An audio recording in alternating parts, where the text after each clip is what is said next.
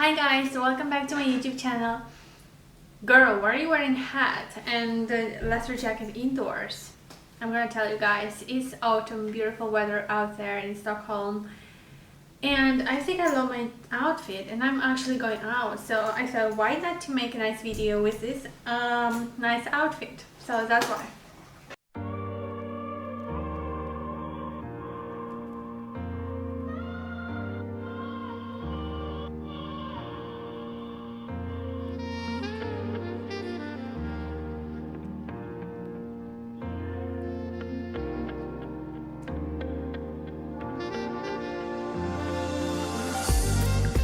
In today's video, I'm going to talk about some tips that I consider really important or quite important.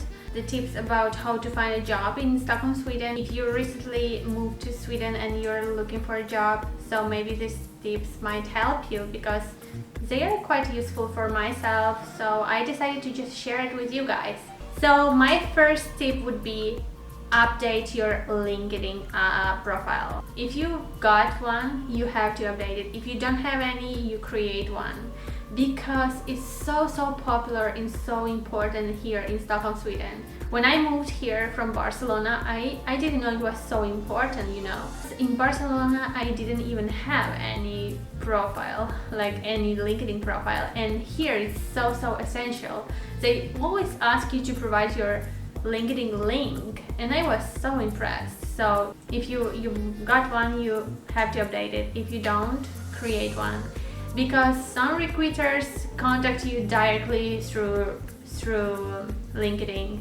So yeah, that might be a pretty easy way to find a job, so do that. The second way is to be registered at Arbetsförmedlingen agency, which is employment agency in Swedish. You just have to get registered there by using your personal number or your ID number, which you get when you move to Sweden. Without that number, you cannot actually do pretty anything, like you cannot open your bank account or so on. So you have to use this personal number in order to get registered online.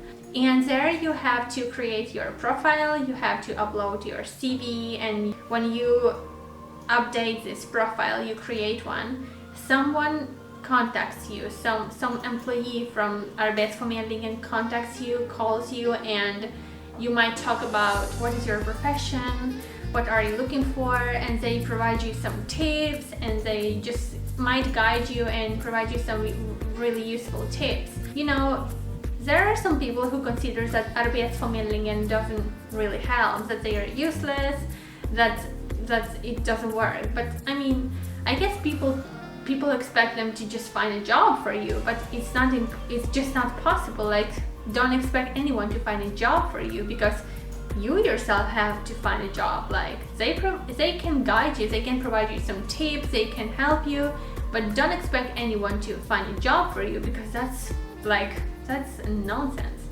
So yeah, create a profile there. That might be really useful, and there are like a lot of opportunities.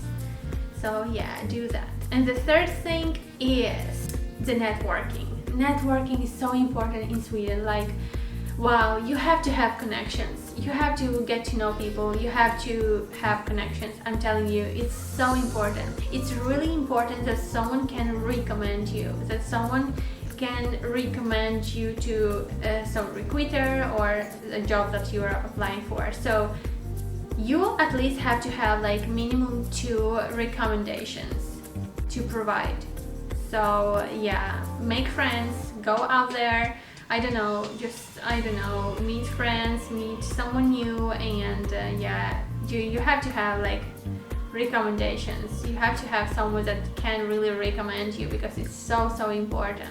The fourth thing is regarding CV. Your CV must be maximum 2 pages, not more, and if it can be 1 page, it's even better. If you have a long CV, you have to shorten it, summarize it, and explain who are you, what are you looking for, what is your profession, what are you looking for, what can you provide, like what are your professional goals. This is something that you have to state in the first page of a CV, at least according to Arbetsförmedlingen, the employee agency of Sweden.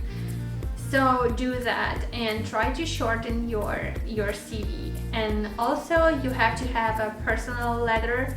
That is really important. I guess it's important everywhere, but here it's really important. You have to have a personal letter where you can explain who are you, what are your goals, what is your profession, and so on. So do these things.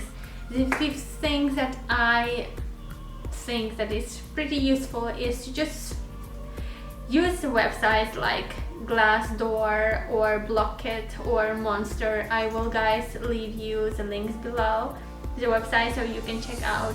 You know, I also know some people that just got a CV and just went to the companies that they wanted to work with and they just provided a CV, you know.